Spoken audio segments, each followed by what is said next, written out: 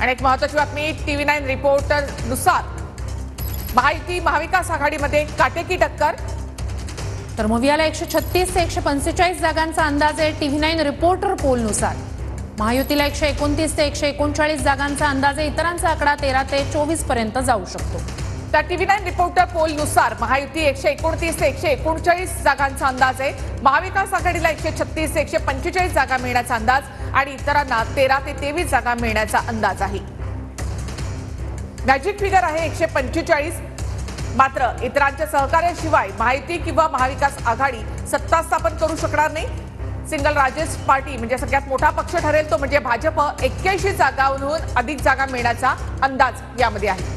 तर शिंदेच्या शिवसेनेला 25हून अधिक जागांचा अंदाज आहे। राष्ट्रवादीला अजित पवारांच्या 23हून अधिक जागांचा अंदाज आहे।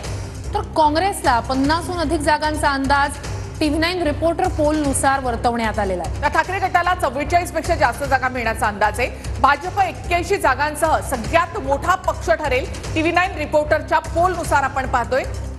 तर शिवसेना ठाकरे गटाला 44 पेक्षा जास्त जागा मिळण्याचा अंदाज आहे आणि राष्ट्रवादी पवार गटाला 42 पेक्षा जास्त जागा मिळण्याचा अंदाज आहे। तर महाराष्ट्रामध्ये काटेकी टक्कर असेल। महायुती आणि महाविकास आघाडीमध्ये भाजप 81 जागांसह सगळ्यात मोठा पक्ष असेल। तर काँग्रेस 50 जागांसह दुसऱ्या क्रमांकाचा पक्ष होण्याची शक्यता आहे।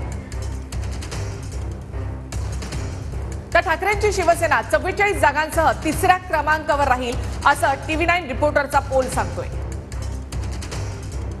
तर शरद पवारांची राष्ट्रवादी 42 जागांसह चौथ्या क्रमांकावर असेल असं TV9 रिपोर्टरचा पोल आहे।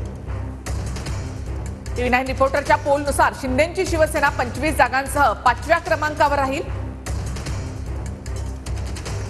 आणि अजित पवारांची राष्ट्रवादी 23 जागांसह 6व्या क्रमांकावर हा पक्ष राहण्याची शक्यता आहे। 6 पक्ष आणि त्यानुसार झालेल्या या वेळेच्या निवडणुका त्यातले हे आकडे आपण पाहतोय। सत्तेच्या 6व्या अपक्षांच्या हाती असतील। 13 ते 23 अपक्ष येण्याची शक्यता आहे आणि सत्तेच्या 6व्या अपक्षांच्या हाती असतील।